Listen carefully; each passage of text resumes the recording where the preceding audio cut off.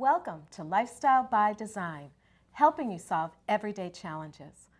I'm Karen Jacobs, an occupational therapist, a professor at Boston University, and a Brookline Rotarian. And here's my co-host. And I'm Andrea Calso. I work here at Brookline Interactive Group. And we are super excited to be bringing our show Lifestyle by Design to our new program, Thursday Night Live, here on Big TV. This is an opportunity for people in the community to host shows on our channel and really express anything that they want to share to the community. So we're really happy to be a part of this program. So tonight on our program, we are joined by the Winiker brothers, Bo and Bill, and they are here to talk about their careers and their lives in music, which is truly a family affair. And we're really interested to discuss that with them and just learn what that has been to their lives and how they've been involved in the Brookline community in that way. So, gentlemen, thank you very much for joining us on our show. Thanks for having us. It's great to be here. Oh, thanks. Well, you have a long history of music. Your mom and dad are in that area, right? Yeah, Your mom plays? Well, she played the string bass for a number of years, and my father was a wonderful pianist and band leader. He had his first band in 1939. Tell us a little bit about that. We grew up on, Bill usually tells the story, but I'll, That's okay. He'll start and then you'll pick it up. I'll start and chime in whenever you like, Bill. We grew up on a large poultry farm in Millis, Mass. My father walked 7 miles from Millis, Mass to Medfield to study piano. Wow. And there were no other musicians in the family, but he wanted to be a pianist, so he studied and became a pianist, but his mother and father wanted him to be a physician, like a lot of parents back then. We understand that, They right? didn't want their son to be a musician, but so my father went to pre-med, and he graduated pre-med and was accepted at Tufts Medical School. And his father, at 52 years of age, had a massive heart attack and passed away. And my father was the eldest child, so he had to come back and run the farm with his uncle. So how did that turn into then a career in music and leading a band? Well, there was a big hurricane. Bill, why don't you fill us in on that part? Well, you know, we have to take it back a few steps. Okay, so when my father was a child, he took those piano lessons, and he was so good.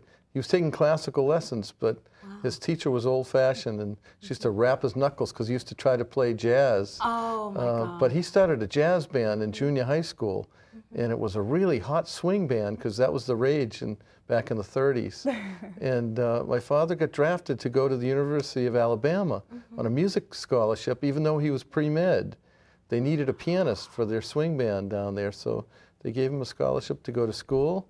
And when he graduated college, he went on the road with Charlie Barnett, who was a very famous big band leader. And that's when my grandfather passed away, though, and my father had to go home. And so he didn't go on to med school, but he went home and ran the farm, but started a band while he was running the poultry farm and taking care of his younger brother and 2 brothers and sister. He would play nights and work the farm days. So he built up a large following and had a great band. And eventually we came along, and we were given piano lessons. We hated them, and we quit. Oh, no, somebody hitting you on the... Well, no, we had a different teacher, but we didn't like it. He didn't. And so we quit, and my father just figured these guys aren't going to be musicians. But then they had a demonstration in the public schools we finally got a music program. We didn't even have a program when we started. And Bo heard all the instruments, and he loved the trumpet and came home and told my parents, I want to play the trumpet. And so my father was so overjoyed, he got him a trumpet. How old were you? I was probably 9. 9. Wow, 9, okay. Yeah. And, you know, he inherited the genes. You know, my father was a brilliant musician. And I started banging on all kinds of pots and pans. And so they said, boy, maybe he wants to be a drummer. So they got me a drum teacher who came to the house once a week. So the 2 of us started at the same time. And after a year, we became really good because my father had a system. We would take our private lessons and practice in our rooms, which we hated. But after supper every night, my father would take us into the music room. We had a room with just instruments.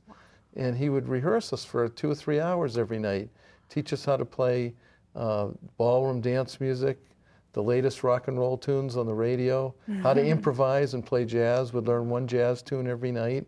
And after a year of doing this every single night, we got really good. And was your mom playing Well, too? after a year of doing that, he said, there's a void here. We've got piano, we've got trumpet and drums, but there's no bass.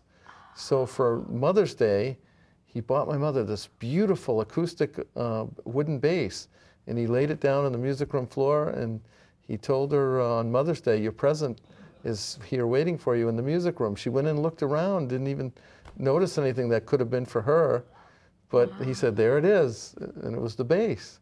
So Had she played before? Did she learn that as an adult? Well, her mother was a pianist for the silent movies, so she took piano lessons as a child. So she had a knowledge of music, but she wasn't doing anything with it. But and she didn't want to be a bass player at all. But you needed a bass player. You needed a bass player. So she didn't have a choice, really. She didn't have a choice, but she.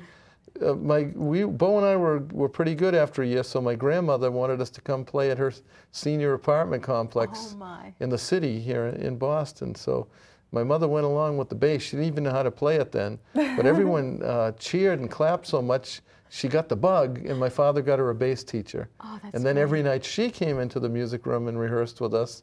After another year, we were all good enough to join my father's band, so he gave his guys notice. And he stuck with us as his band. It was challenging at first because people were wondering who these little. Bo was 10 when this happened, and I was 13.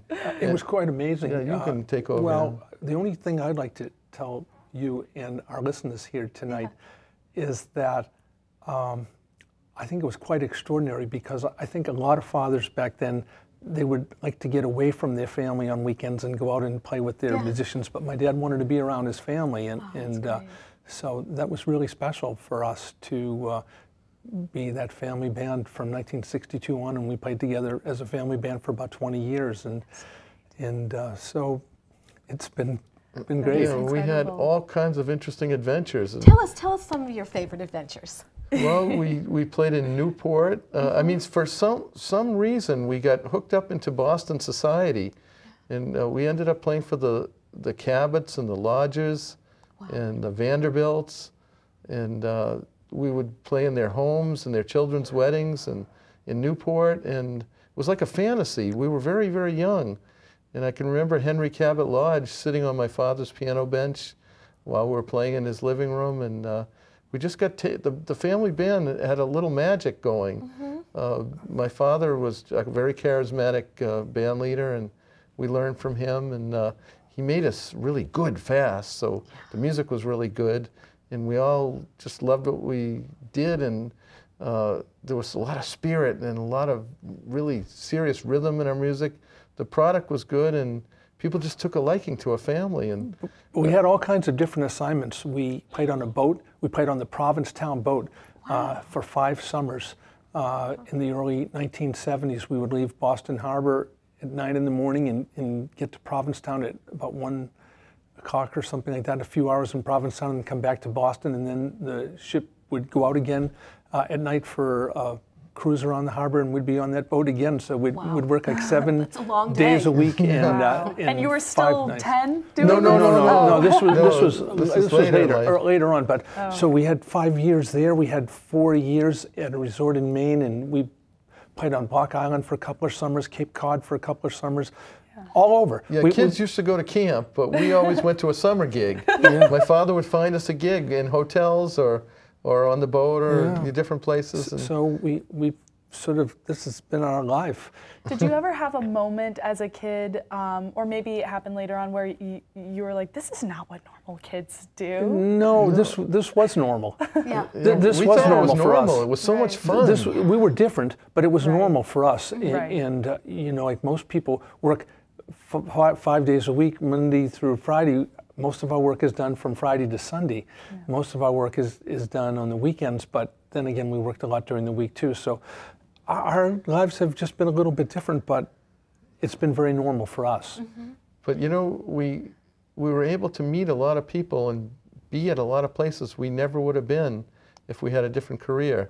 I mean, just meeting all these illustrious people. And well, it's not even the illustrious people. well, It's every crossroads of life That's we've true. interacted with. Yeah. I mean, I want to just say that to no, you, but Bill. we've had advantages being musicians Well, to go to these luxury places where But the we never would have advantage is gone. just meeting people, as far as I'm concerned, just everyone that we come in contact with, to share our love of what we do with them. I mean, these days we go to a lot of assisted living homes, and to be able to touch the seniors the way that we do with the music, play the music that they grew up with and love so much. And so, I mean, for me, it's, even though that I've performed at the White House in 2 presidential inaugurations and blah, blah, blah, blah, to me, it's every time we play, it's a thrill. It's a thrill to get my horn out of the case and to play for anyone, and just to share our love of music, and to you know, just show people how much fun it is to play music. Right. Well, you give back to the community in Brookline Well, so much. we and do a that's lot of different things. I've been conducting the Baker School Jazz Band. It's just something that I do. I don't get paid for it, but I've been doing that for 10 or 12 years, and I've been a Rotarian for 36 years.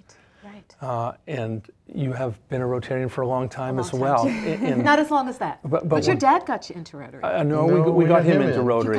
You got him. I got it backwards. It's one of the first times where the sons actually got the father into Rotary. So usually the father brings the children in, but we had a great uncle in this town who was a dentist, and his greatest wish was for Bill and myself to become Rotarians. Yeah, so right out of college we moved to Brookline, and he had us come to a meeting, and we liked it, and so we were very, very young when we joined. Yeah, we were in our 20s, and goodness gracious, I have, as you know, it's an extended family. And speaking of Brookline Rotary, we have to talk about the pancake breakfast. Well, we'll get that on there, Okay, good. which is coming up soon, and you'll be playing. Yeah, we will be playing for that, be yes. amazing. Yes, it's our 20th anniversary, so it's amazing how the years go by. It does. And your groups is one of those that participates. That's the right. jazz Always. band. Yeah, Always. yeah, Always we've played It's every really year. fun. Yeah. I want to ask about dreams. Dreams. I dream every night. I know. Yeah, me too. And you probably sleep really well. I sleep like a baby. I know you do. Yeah. But you had a dream. I did have a dream. It's Share funny. that with us. We're going to share pictures of it too. Yeah, I had a dream for a long, long time. I went to the New England Conservatory of Music. I was fortunate enough to go to the conservatory after high school, and I was a subscriber to Boston Symphony Orchestra concerts for 15 years, and I spent hundreds and hundreds of nights in Symphony Hall. And I had a dream that I one day wanted to solo with the Boston Pops. Wow. I told very few people that dream. Did you tell Bill? I told Bill. Yeah. What did you think when he said that to you? I thought it was great. Think he'd get there with that dream? Yeah, definitely. To solo with the Boston Pops, I definitely thought he would. Yeah, I always thought that, yeah. But it But wasn't. we're talking about something different. What happened was entirely different than his dream. But I did get to solo with the Pops, though. But it wasn't the way that I had intended it to happen. It was a different dream. It wasn't a nightmare. No. Well, I was very nervous. I was very nervous about the experience, what ultimately happened. But what I wanted to happen was just stand in front of that orchestra in the beautiful string section, and I just wanted to stand up there and play my horn with that lush sound of the Boston Pops Orchestra. And so I did get to do it, but I didn't realize that I was also going to be the conductor of the orchestra. It's pretty amazing.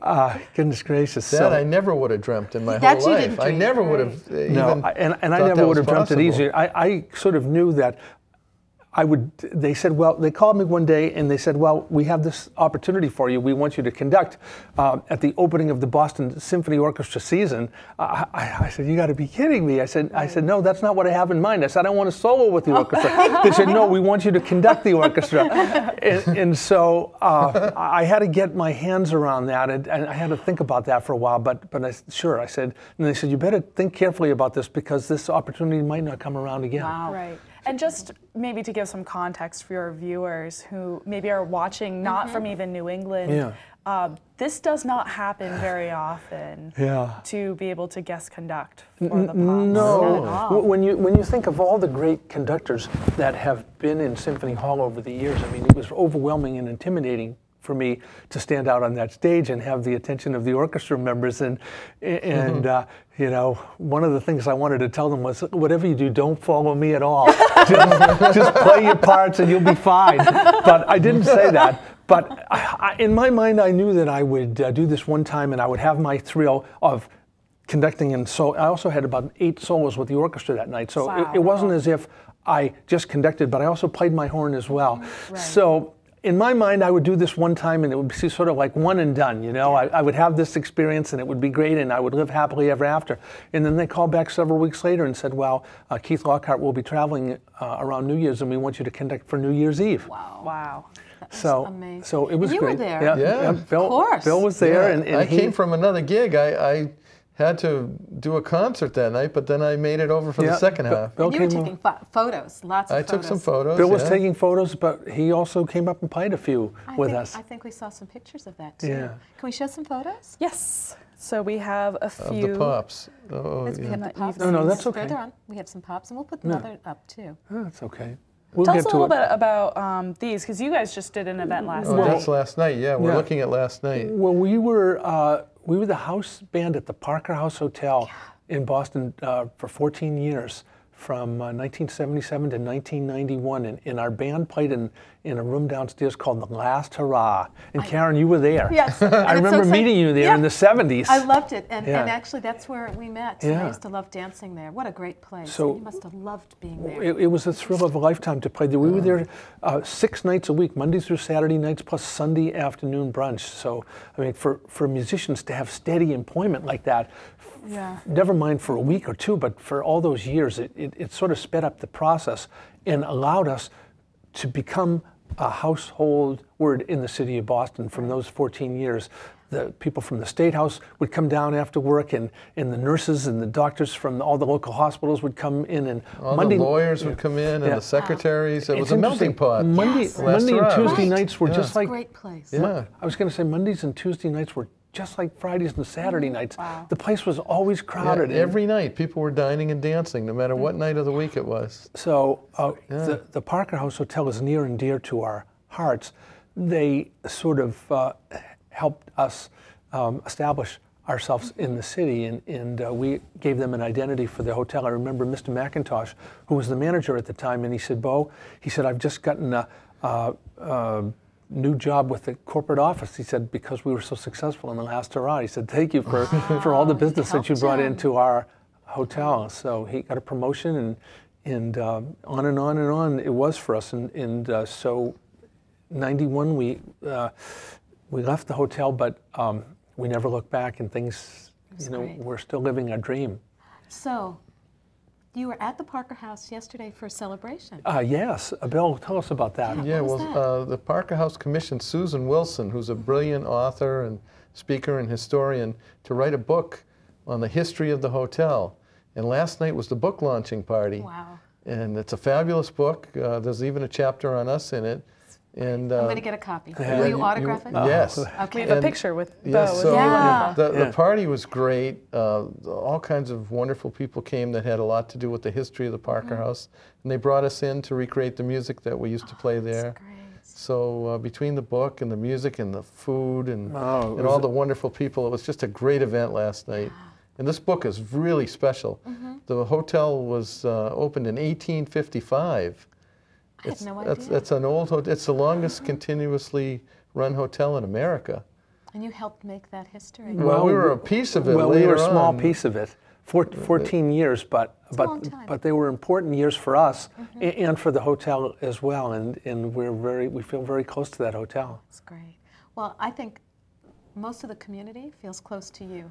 You're part of this community. Well, Brookline, New England. you know, and you give back so much. I want to to the share community. a little lesson with both of you Okay. and all of our listeners. Okay. And that is, my mother and father, they tried to teach me and my brother many lessons.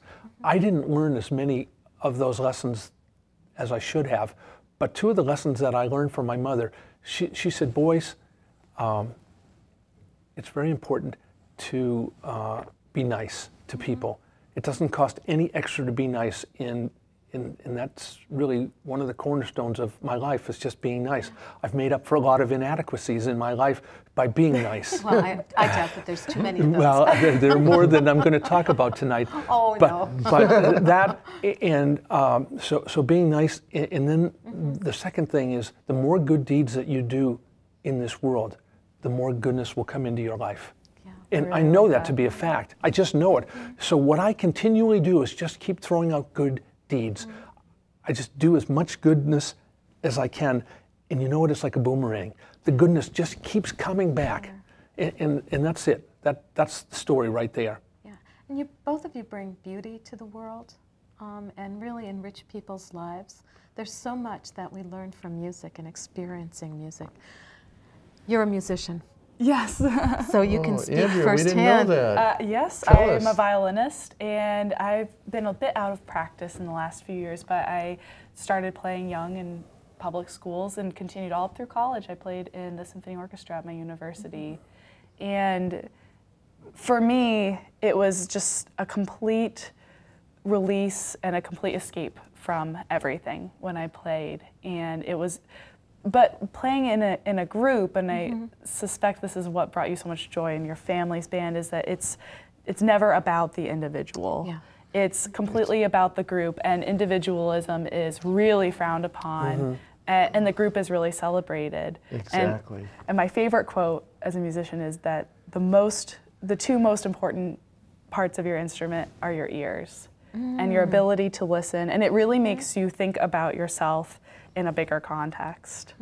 That's beautiful. Yeah. It really is, and it's so true. And when you play in the school orchestra, wind ensemble, or a college, you know, any of those ensembles, it's like you're on the football team or the basketball Absolutely. team. It's a real team. Yeah. You make Absolutely. lifelong friends, and the Right. feeling of gelling with the orchestra, it's just When it nothing like works, it feels Yeah. really good. It's sort of it's magical, isn't Yeah. it? Well, I've always believed in the team concept, and Yeah. you can't do it alone. I mean, if I were to go out myself, I'm nothing, but it's the musicians that I play with that make me who I am. Yeah, and the ensembles that sound good are real teams. They breathe together, Yep. they phrase together. I mean, Yeah. and when that all happens, it's the best feeling in the whole world. If you're close enough that you can listen to an orchestra, or any band, I suppose, but even a string player will take that breath with the wind instruments, because if you all breathe together, you all start together. And that was, it's really kind of a weird concept to think about, especially as a string player. You don't need your mouth or anything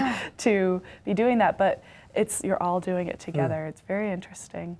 I want to go back, because something you said earlier really interested me about your mother with the bass. Yes. Yeah. And what really interested me is that it wasn't, I think there's this perception it's so hard to learn an instrument once you're an adult. Yeah. It takes longer. So I was wondering if you can, if she ever expressed that, if you can elaborate on that a Well, bit. the thing about Bill probably has something to say, but I'll start. I mean, the thing about my father, he was a pianist, but he really was the one that taught me how to play, and he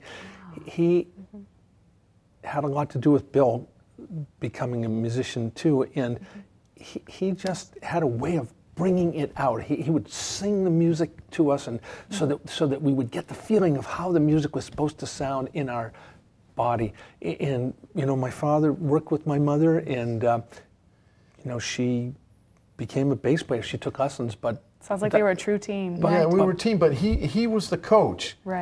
You know, yeah. we all had our private teachers, but he was the coach, and he could bring it out of us. Yeah, Just as Bo was saying, he would sing it to Yeah, us. he would He'd play it to us. Yeah, You know, strong. With he was such a- strong. yeah, such a sense but of my mother rhythm. was 36. Now that is a little old to start. Right. But you know, at 36, she started to catch But right that's up to us. inspiring. That's what's Yeah. Well, let inspiring. me tell you Because something it's- else. She was ahead of the women's liberation movement by quite a few years, because she had to carry her string Yeah, bass this around giant with her. You know, we all had our instruments to carry. And Bill she had to his carry ours drums, too. Right. But she had to carry her bass She around. lugged that big bass around. Yeah. So she was. That's can't- great. Yeah. That's great. But and I'll tell you one thing about my mother. She's still very, very much with it, and she acts like a woman 40 years younger than she is. I mean, her spirit for life. And I'm going to give you another one of my mother's secrets. And Bill captured this one. Must be the apple pie recipe. No, I love your mother. No, That's but great. another one of her secrets is I listen to her speaking on the phone all the time, and when she's talking with her friends, she's always laughing. She's hysterically laughing all the time. Bill's pretty similar to her. I know in our family band, my father and myself, we were both the serious type. We loved life and we loved the music and we had fun, but we were always serious, and we'd be looking at each other would say, what could they be laughing about now? Bill and my mother were hysterical. We were playing music and we say, what are they laughing about? So what was it? What was that? It was Well, we would always find something in the audience to laugh about. Oh my God.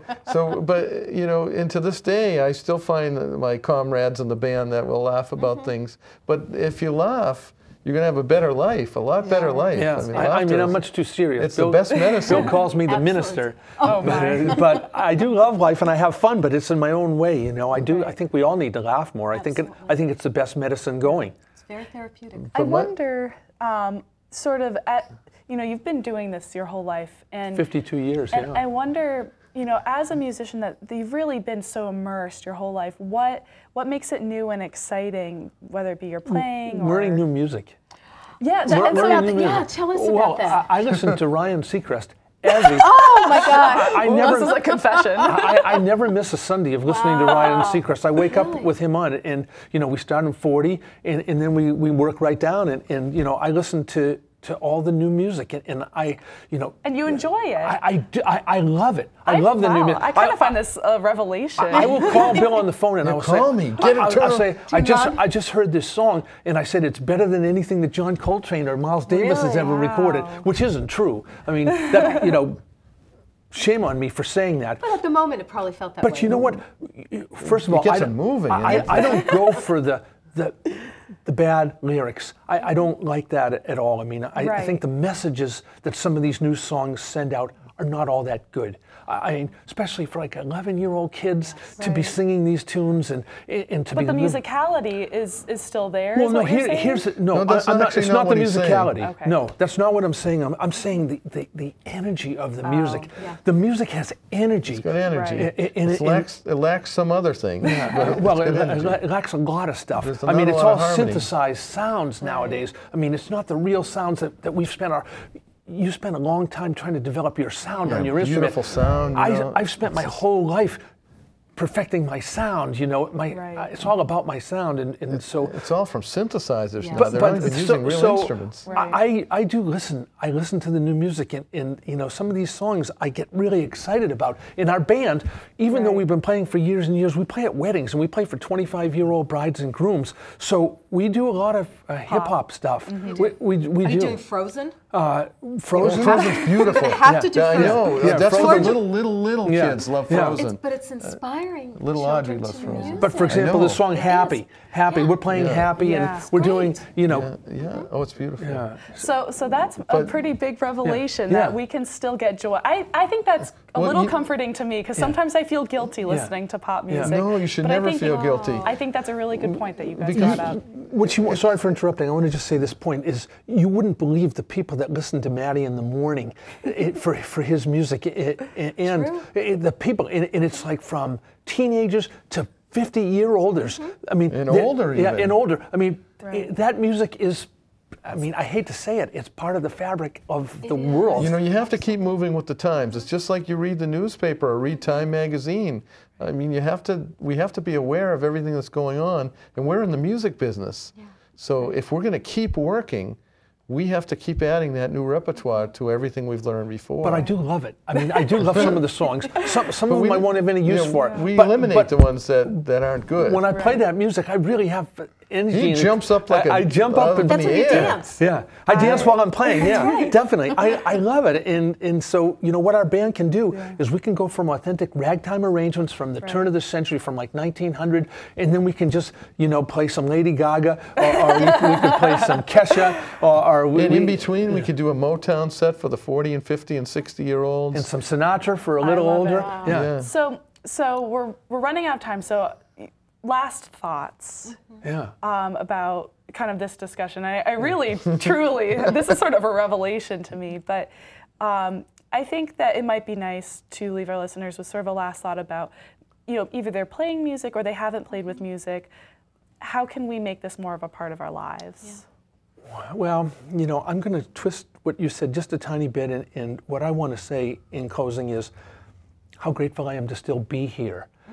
Modern technology, that people knock it from time to time, but it's the new inventions that keep coming along are great, and I feel so lucky to still be here, to still be healthy, and to still be able to do what I love to do, and to touch people with the music. And everybody that's listening to this show, I just want you to wake up in the morning and be grateful that you're still here, and you know, touch people's lives just by smiling at them and give them a pat on the back. And you know, I'm all about trying to make people feel good about themselves. There are a lot of people that try to do the opposite, but I want to make people feel good about themselves.